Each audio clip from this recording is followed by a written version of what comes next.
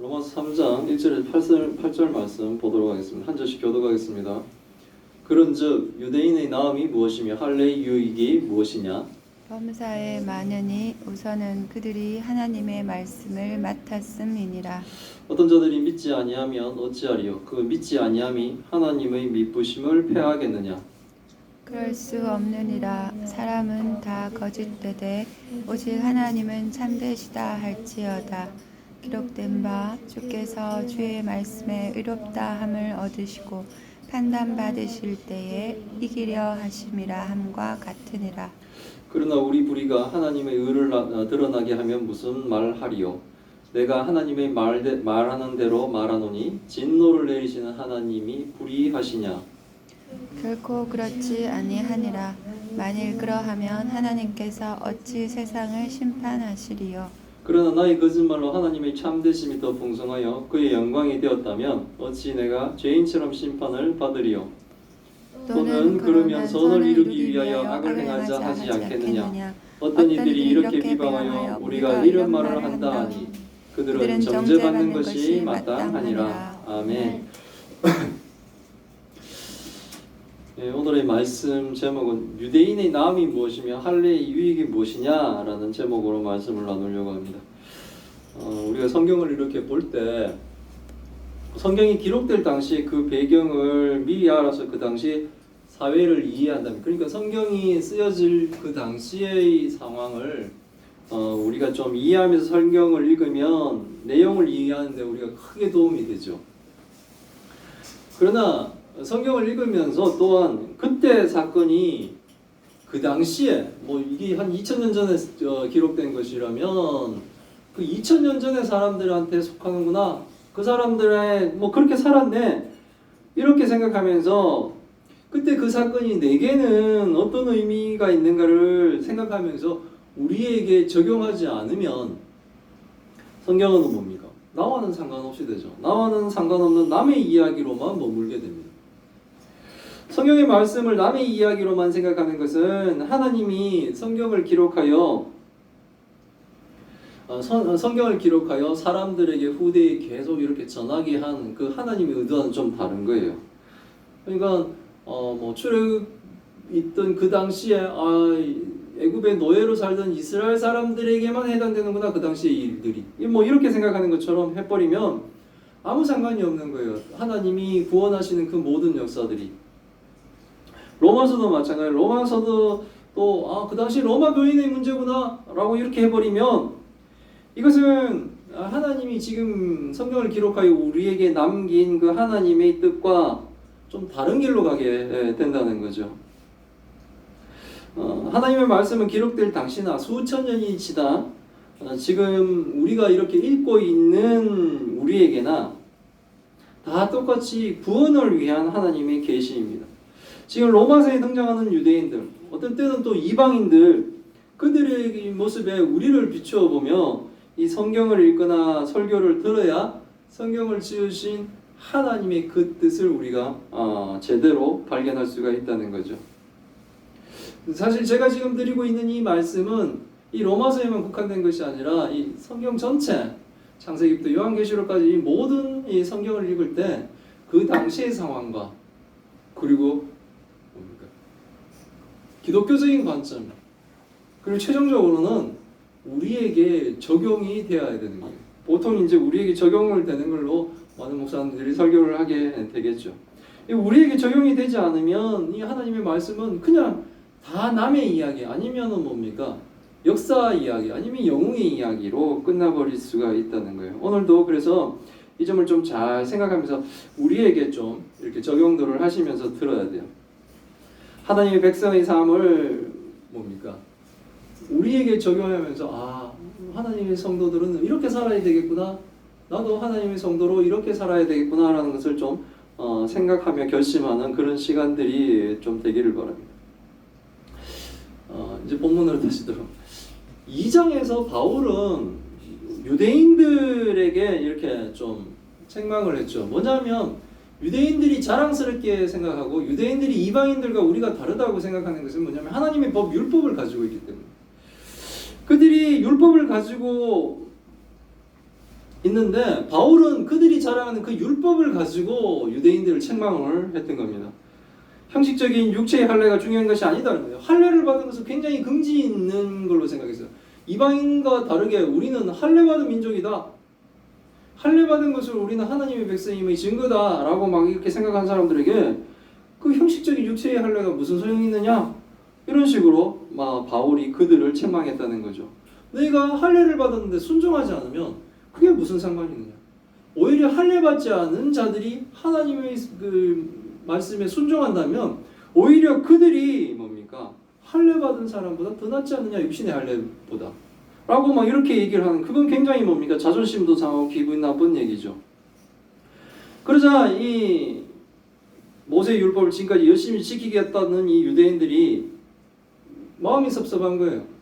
왜냐하면 지금까지 우리는 뭡니까? 하나님께 제사도 드렸고 하나님 율법대로 할례도 받고 우리도 11조도 하고 막 이랬는데 오히려 그 율법을 가지고 막 이렇게 자신들을 책망해버리고 이러니까 오히려 할례 받지 않은 이방인들과 비교해서도 못한 것처럼 얘기하니까 마음이 섭섭합니다. 그래서 이 3절에 1절이 이렇게 시작하는, 그렇다면 유대인, 오늘 제목이지만 유대인들이 이제 따지는 거예요.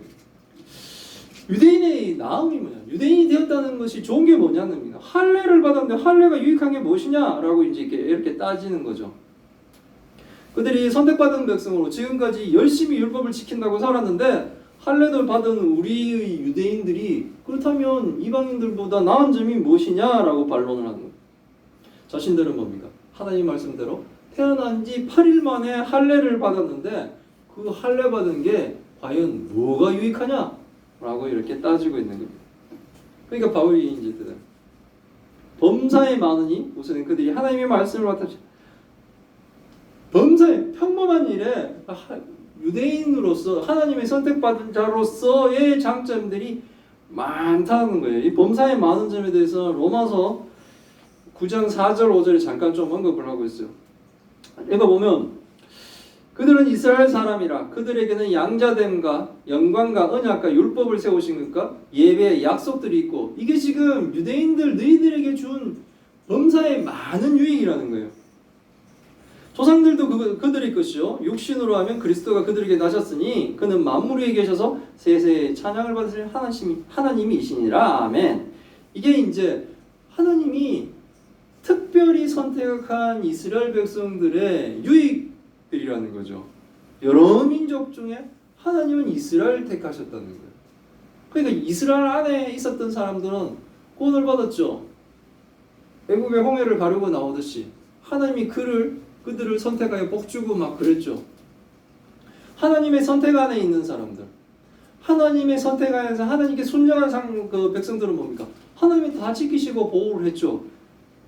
지금 유대인들이 우리가 다니엘서에도 배웠지만 왜 자기네들은 막 혼동이 온 거예요. 왜 하나님의 백성들이 진 것인가? 이 전쟁에 왜 졌을까?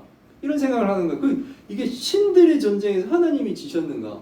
끌려간 포로로 바벨론에 갔더니 막 거대한 도시가 만들어지고 거대한 신상이 있고 막 뛰어난 문명이 발달된 거예요. 이 사람들이 막 위축되는 거예요. 하나님이 최고의 신인 줄 알았는데 정말 더 위대한 신이 있는가? 이런 착각들도 막 하는 거예요. 근데 뭡니까? 하나님이 모든 것을 다스리죠. 전쟁이 지고 하는 건 뭡니까? 하나님한테 불순종해서 진 거죠. 하나님한테 성도로서의 삶을 살지 않으니까 하나님이 뭡니까? 이방인을 들어 징계를 하신 거죠. 하나님이 이 세상을 모두 좌우하시는 거예요. 근데 착각을 해버리면 이상한 생각을 하는 거예요. 선택받은 것이 꼭 나쁜 것처럼 된 거예요. 근데 하나님이 여러 민족 중에 이스라엘 선택한 것, 그래서 양자로 삼으신 이 모든 것들은 그 엄청난 은혜죠. 이방인들은 어땠습니까? 그냥 살다가 다 지옥으로 갔을 거 아니에요. 근데 이스라엘 백성들은 하나님의 백성으로 하나님이 맛보여주는 그 하나님의 나라를 그들은 맛보며 하나님이 내리시는 음식을 먹으며 하나님이 공급하심을 받으며 그들은 살 수가 있었다는 거예요. 그래서 하나님의 영광과 언약과 율법을 하나님이 뭡니까? 그들에게 세워주셨습니다. 이런 것이 혜택인 거예요. 하나님이 일찍 택함을 받아서 하나님께 예배드리고 하나님의 약속이 그들에게 이미 있었죠. 창세기 3장 15절부터 있었지 않습니까? 예수 그리스도에 대한 약속이. 그리고 믿음의 조상들 아브라함, 야곱, 이삭, 다윗 엄청나게 많은 믿음의 조상들을 주셨고 육신으로는 뭡니까? 이스라엘 가운데 그들의 족보를 따라 예수 그리스도가 나셨다는 것 등등 엄청난 유익이 있다는 겁니다. 지금 유대인들은 지금 책망받고 있는 유대인들은 교회를 다니고 있는데 순종하지 않으면서 교회에 다니면서 책망받는 교인들로 비유해보면 좀 비슷해지는 거예요. 내가 교회 그러면 내가 어렸을 때부터 교회 다니는데 지금 순종하지 않으면서 사는데도 교회 다니는 것을 자기는 구원받은 줄 알고 착각하는 사람들이 많죠. 돈만 쫓아가고 있는데 하나님 나라는 사실 상관없죠. 근데 나는 하나님의 영광을 위해서 막 한다 그러는데 실질적으로 뭡니까? 돈만 쫓아가면서 막 살고 있죠. 막 그런 사람들한테 그것이 잘못되었다. 네가 지금 섬기고 있는 것이 진짜 예수 그리스도 아니면 돈이냐? 이런 걸로 지금 막 할 때 꺼리낌이 올 때 하나님 백성님 어떻게 얼른 그걸 놓고 이렇게 돌아야 되는데 그게 아니고 이제 따지는 거예요. 내가 그럼 어릴 때부터 내가 엄마 뱃속에서부터 하나님을 믿고 나왔는데 그래서 쭉 이렇게 살았더니만 지금 나보고 지금 구원 못 받은 사람 같다라고 얘기를 하고 있으면 내가 이렇게 교회 다닌 것이 나한테 무슨 유익이냐라고 얘기하는데 유익이 많죠. 저는 모태신앙이 아니고 제 아들은 이제 모태신앙이에요. 제 아이들은. 그럼 모태신앙 아이들 보면서 모태신앙 아닌 사람이 이렇게 보니까 모태신앙의 장점이 되게 많아요. 태어나면서부터 기독교 문화와 기독교와 하나님을 알면서 살아간다는 거 이게 얼마나 큰 복인지 몰라요. 하나님을 모르고 막 이렇게 살면은 그 인생 자체가 피곤한 거예요. 뭔가를 해야 되는데 세상에는 이게 안 맞아들어요. 정글과 같은 삶들을 살아야 되는데 그렇게 살지 않지 않습니까? 그래서 지금 이렇게 얘기하는 거예요. 많은 장점이 있다. 그 중에서도 뭡니까? 가장 유익한 것은 바로 3장, 로마서 3장 2절에 있는 이거예요. 하나님의 말씀을 맡았다. 너희는. 지금 성경을 통해서 하나님을 알 수 있는데 성경을 읽을 수 있는 성도가 되었다는 것 이거는 엄청난 은혜예요. 왜냐하면 거기에 하나님의 구원의 진리가 있고 예수 그리스도를 알 수 있는 길이 성경에 있기 때문에 그렇습니다. 성경을 읽지 않는 사람들, 성경을 읽어도 하나님 뜻을 모르겠는 사람들, 이런 사람들은 불행하죠. 성경을 학문적으로는 막 하는데 예수 그리스도를 믿지 않아. 이 세상에 이렇게 불행한 사람은 없죠. 얼마나 뭡니까? 밤새워 가면서 성경을 쫙 나열하고 분석하고 막 했는데 예수 그리스도가 안 믿어지면 그건 참 너무나 불행한 거예요. 근데 성도가 되어 예수 그리스도를 성경을 통해 읽으면 정말 하나님의 은혜를 알고 하나님의 은혜로 그러니까 요동치는 세상 가운데서도 평강을 찾을 수 있고 이건 우리에게 엄청난 거죠. 구약을 유대인들에게 지금 하나님이 다 맡겼지 않습니까? 그게 엄청난 유익입니다. 근데 문제는 그렇게 하나님이 유익도 주고 하나님 말씀도 맡겼는데 유대인들이 믿지 않는 것이 문제라는 거예요. 유대인들은 언약을 신실하게 지키는 것에 실패했습니다. 율법을 범함으로 언약적 의무에 대해 불이행한 거예요. 언약을 맺었는데 하나님과 시내산에서 우리가 출애굽기 하면서 많이 배웠죠. 언약을 맺었는데 하나님과 쌍방의 언약을 맺었는데 내려가자마자 40일 만에 금송아지 만들어버리고 이런 형태가 4,000년 전에만 있었던 것 아니고 2,000년 전에도 또 있었던 거예요. 그 중에 가장 큰 그들의 실패는 뭡니까? 구약에 약속한 메시아가 직접 그들에게 오셨음에도 불구하고 그리스도를 영접하지 않고 믿지 않는 것이 가장 큰 실패라는 거예요. 유대인들은 뭡니까? 지금도 이스라엘은 예수 그리스도를 믿지 않죠. 이들은 실패한 사람들. 그렇게 뭡니까? 구약 전체가 예수 그리스도를 향해 집중적으로 뭡니까? 예언하고 있음에도 불구하고 그들이 그렇게 기다렸던 메시아가 진짜 오셨음에도 불구하고 끝까지 영접하지 않고 믿지 않으면 십자가에 못 박아 버렸죠. 근데 그들이 믿지 않는다고 하나님의 신실함이 폐해지겠느냐는 거예요. 우리가 믿지 않는다고 하나님이 안 계시지 않는다는 거예요. 제가 안 믿는다고 계신 하나님이 없어지지 않는다는 거예요. 어떤 사람은 내가 안 믿으면 그만이지 이런 생각 하시는데 아니요. 그 사람이 믿든 안 믿든 하나님은 계시고 하나님 나라는 있다는 거예요. 사람들이 예수 그리스도를 영접하게 되어 교회에 나오면 처음에는 뭡니까? 구원의 기쁨이 넘치죠. 왜? 그들은 이때까지 뭡니까?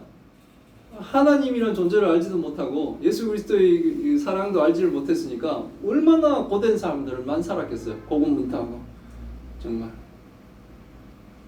천금을 가져도 뭡니까? 만금 가진 사람 때문에 늘 뭡니까? 분노하고 이렇게 살았습니다. 근데 이제 뭐 예수님 나와서 복음이 들어가니 기쁘죠. 근데 그게 진짜 막 그때 초기에 이 기쁨이 진정한 구원인지 당장은 모릅니다. 영접한들의 이 신앙생활, 즉 순종의 삶이 따라오고 죄에 대한 회개와 뉘우침이 따라와야 진짜 믿는 성도가 된다는 거예요. 그래서 뭐 내 목에 칼이 들어와서 예수 믿느냐 안 믿느냐 이 얘기할 때 뭐 죽더라도 예수를 믿는다고 얘기할 거야 뭐 이런 얘기를 하고 있는데 그 당시 그런 극한 상황까지 안 가더라도 우리의 삶으로 우리는 알 수 있는 거예요. 우리가 작은 것에 충성하느냐 그렇지 못하느냐 뭐 입만 열면 거짓말하고 인격민적으로 뭡니까 거짓말하고 이렇게 살고 있는 삶이라면 자신의 유익을 위해 거짓말하는 거잖아요. 하나님의 영광 때문에 거짓말하는 게 아니라 하나님을 위한 삶이 아니라 자신의 작은 유익을 위해서라도 뭡니까?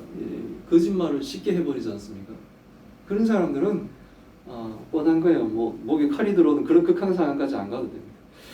어쨌든 불신자가 되면 과거 불신자 때는 죄로 여기지 않던 것들과 자꾸 이제 뭡니까? 부딪히게 돼요. 옛날에는 하나님을 믿지 않을 때 교회를 다니지 않을 때는 뭐 주일 예배 안 드리는 게 뭐가 죄입니까? 다른 것들도 자꾸 이렇게 옛날엔 죄가 아니었던 게 지금은 예수님을 믿으니까 자꾸 이 죄가 되어 나와 이렇게 자꾸 뭡니까? 부딪히는 거예요. 나의 삶과. 그러나 성도는 뭡니까? 부딪히는 것에서 내 거를 자꾸 버리면서 점점 예수 그리스도를 닮아가는 쪽으로 간다는 거예요.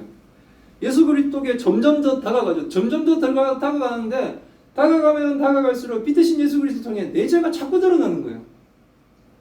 아주 사소한 죄였는데도 이것이 예수께 자꾸 가니까 이제 이게 나의 마음에 부담스러운 것처럼 이게 들어오는 거예요. 옛날에는 아무 거리낌이 없었던 거예요. 뭐 그 정도 가지고 이랬는데 이제는 자꾸 예수님을 믿으니까 그 정도가 아니라 이거는 큰 죄로 보이는. 그래서 뭡니까? 결국 버려야 되죠. 그래서 성도는 점점 죄를 싫어하고 죄를 미워하며 죄를 짓지 않는 거룩한 자로 점점 나아가게 됩니다. 근데 문제는 성도가 되어갈수록 뭡니까? 이렇게 드러나는 죄들이 나를 자꾸 괴롭히고 있습니다. 그 두 가지를 선택하죠. 무시하고 옛사람으로 좀 돌아갈 것인가? 그래서 적당한 수준으로 내가 이렇게 갈 것인가? 좀 죄도 지어가면서 교회도 다녀가면서 이렇게 할 것인가 하는데 뭡니까? 성령은 우리를 그렇게 내버려 두지 않는다는 거예요. 자꾸 우리에게 작용을 해요.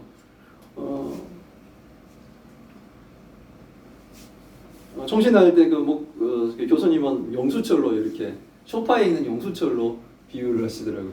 이 자꾸 찌른대요. 소파에 앉았는데 용수철처럼 자꾸 뛰어오르는데 그러면 이제 괴로워서 뭡니까? 우리가 그 용수철이 튀어나오는 소파를 버리겠죠. 그런데 또 한 가지 반응은 뭐냐면 찍어 눌러버린다는 거예요. 죄에 대한 그 유혹을 이기지 못하고 그 용수철을 끝까지 찍어 눌러버린다는 겁니다. 그래서 자신을 괴롭힌 용수철이 작용 못하게 결국은 뭡니까? 하나님이 없다 하고 부인해버린다는 거죠. 그리고 과거의 형태로 돌아가 심지어는 뭡니까? 과거의 불신자 때보다도 한 번 좀 그것을 알고 간 자들이 더 뭡니까? 악하게 하나님을 대적하는 경우가 생기는 거예요. 그래서 인터넷에 있는 많은 기독교 안티들은 영 모르고 그런 단어를 사용하는 건 아니고 오히려 교회 좀 다니다가 나왔는데 그렇다면 자기가 정당해야 되는 거예요. 교회 다니다가 나온 사람은 저 교회가 잘못됐다는 것을 얘기해야지만이 자기가 오를 거 아니에요. 그러니까 더 뭡니까? 악하게 하는 거예요. 하나님을 대적하죠. 그런다고 하나님이 계신 하나님이 없지가 않다는 거예요. 하나님은 우리가 없다고 그렇게 믿고 싶다고 그 존재가 폐하여지는 분이 아니라는 거예요. 성경은 강력하게 말합니다. 그럴 수 없느니라 라고 이제 말하는 거예요. 성경은 그럴 수 없다는 거예요. 사람이 다 거짓되어도 오직 하나님은 참되시다고 하는 겁니다. 하나님이 참되시면 하나님의 말씀이 의롭다는 것과 동일한 겁니다. 그리고 시편 51편 4절의 말씀을 들어 하나님은 자신이 받으실 때 하나님은 이기려고 하시는 분이에요. 하나님은 하나님의 정당한 위치와 자리와 권리를 하나님은 주장하시고 그걸 절대로 뭡니까? 다른 것에 양보하시는 분이 아니에요. 그래서 하나님의 판단받으시는 그 상황이 되면 하나님은 이기시려고 하시는 분입니다. 하나님은 미천은 우리의 판단의 대상이 되실 분도 아닌데 우리가 판단하더라도 하나님은 뭡니까? 그 판단받으실 때 이기려고 하시는 분이라는 거죠. 당연하겠죠. 하나님이 이 불의한 인간들을 이렇게 지겠습니까? 하나님이 이기시죠. 그리고 하나님은 신실하신 분입니다. 하나님은 유대인에게 구약과 언약을 주시면서 신실한 분이셨죠. 하나님의 신실하심을 로마서 9장에서부터 11장까지 이렇게 쭉 갈 겁니다. 우리가 그때 그 말씀을 좀 드릴게요. 여하튼 하나님의 신실하심에 대한 우리의 오해하는 것들이 있는데 우리가 잊고 있는 거죠. 그것은 하나님의 언약적 신실함에 대해 우리와 함께 하신다는 그 임마누엘, 우리가 좋아하죠. 하나님이 우리와 함께 하신다는 임마누엘의 복과 구원을 받은 백성이 하나님이 끝까지 그들을 놓고 뭡니까? 구원만 한다고 착각하는 거죠.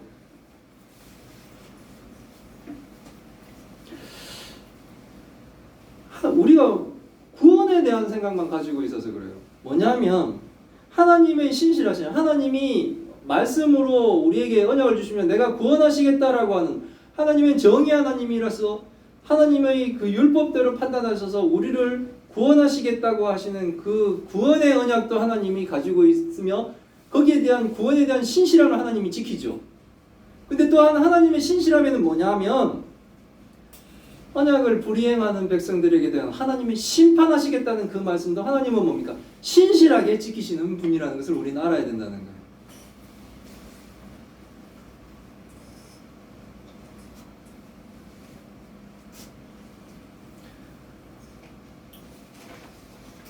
그래서 우리의 불의가 하나님의 의를 드러나게 하면 무슨 말하리요? 내가 사람의 말을 하는 대로 말하더니 진노를 내리시는 하나님이 불의하냐? 불의에 대해 심판하신 하나님은 정당하시다는 거예요.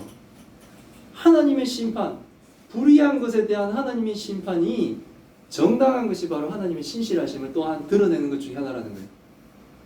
신실하신 성도를 구원하시는 하나님의 성실, 하나님의 신실함도 정이고 하나님이 불의한 것에 대한 심판하시는 것도 하나님의 신실하심이고 하나님의 정의라는 겁니다.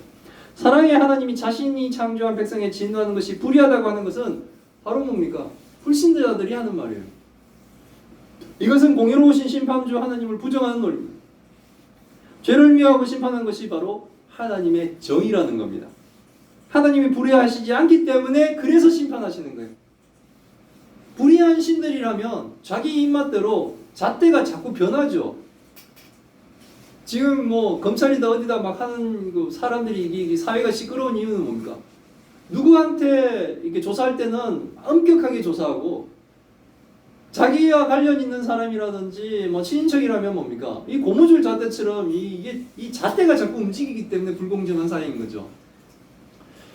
가난한 자가 빵을 훔치면은 감옥에 보내는데 부자가 뭡니까? 큰 돈을 꿀꺽 먹어버리면 오히려 풀어주는 이게 바로 불의한 세상이지 않습니까? 하나님은 그런 분이 아니라는 거예요. 하나님은 불의하면 심판하시는 것이 하나님의 정의라는 겁니다. 근데 막 유대인들이 이상한 말을 자꾸 하는 거예요. 나의 거짓말로 하나님의 참됨이 더 풍성해지고 하나님이 더 영광되게 되니 나의 역할이 하나님의 영광을 더 드러나게 하기 때문에 즉 뭡니까? 내가 막 죄를 지으니까 죄 짓는 내 때문에 선한 것이 더 드러나고 있다는 거죠. 자신 때문에 하나님이 더 돋보이는, 내가 막 죄를 짓는 것 때문에 선한 하나님이 더 드러나기 때문에 더 돋보이기 때문에 내가 불의한 역할로 하나님을 더 돋보이도록 했으니까 하나님을 영광스럽게 한 자신이 죄인처럼 심판받을 수 없다는 논리. 이건 이상하죠. 이것은 마치 예수 그리스도가 십자가에 못 박히기까지 그 중간 과정에 가룟 유다가 예수님을 팔았기 때문에 예수님이 그날 잡혀서 십자가에 갔으니 가룟 유다의 역할이 굉장히 악역으로서 중하지 않느냐라고 얘기하는 것과 같은 거예요. 아니요, 그렇지 않습니다. 가룟 유다가 팔든 안 팔든 예수 그리스도는 뭡니까? 십자가에 못 박혀서 우리의 죄를 대신해서 돌아가시는 거예요. 근데 뭡니까? 가룟 유다는 가룟 유다로서 자신이 뭡니까? 결국은 예수 그리스도를 팔아버린 자가 된 거예요. 안 팔았으면 예수님이 십자가에 안 박혔을까요? 그 사람이 죄인이라는 것만 드러나는 겁니다. 내가 악한 일을 해서 저 사람이 더 돋보였으니까 나의 이 악역이, 그건 드라마에서만 배우에게만 일어나는 일이죠. 실질적으로 일어나면 그 사람은 그냥 악한 사람인 거예요. 근데 지금 유대인들은 그런 얘기를 막 하고 있는 겁니다. 그래서 바울을 막 음해하죠. 그럼 선을 위해서, 바울이 선을 위해서 악을 행하자고 한다고 바울이 그렇게 얘기하고 있다 라고 막 뭡니까? 거짓말을 하는 겁니다. 바울을 비방하는 거죠. 바울은 이런 사람들은 정죄받는 것이 마땅하다라고 얘기를 합니다. 황당한 이야기죠. 두 사람이 있는데 한 명이 악하다고 다른 이가 선하게 되었다면 악한 사람이 자신의 악함으로 그 선한 사람을 더 돋보이게 했으니까 자신을 악하다고 말할 수 없다라는 논리. 정말 궤변이죠. 이런 궤변을 2000년 전에 로마 교회 유대인들이 했다는 거예요. 교회 안에 있는 사람들이. 유대인으로 살다가 유대교인에서 기독교인이 되어서 왔는데 교회 안에서 계속 뭡니까? 과거에 유대인이 그 권리를 주장하며 계속 뭡니까? 예수 그리스도의 복음을 변질시켜 나가고 있는 모습이에요. 먼저 믿는 자로 교회에 다닌다면서 기독권을 행사하며 오히려 뭡니까? 교회를 힘들게 하고 성도들을 힘들게 하고 있는 사람이라면 그 사람은 바로 지금 2000년 전에 바울이 책망을 받고 있는 유대인 출신의 기독교인이라고 지금 교회 로마 교회에 앉아 있는 사람들. 유대인들이 이렇게 반발하는 이유는 그들이 자신이 받은 특권을 그대로 유지하고 싶은 거예요. 그들은 구약 시대부터 유지해온 하나님의 택한 백성으로서의 특권 의식을 버리기 싫어하는 사람들입니다. 지금도 자신들이 가진 그 특권 의식의 그 권력을 안 놓으려고 하기 때문에 지금 세상이 뭡니까? 반으로 막 나눠지듯이 시끄러운 거죠.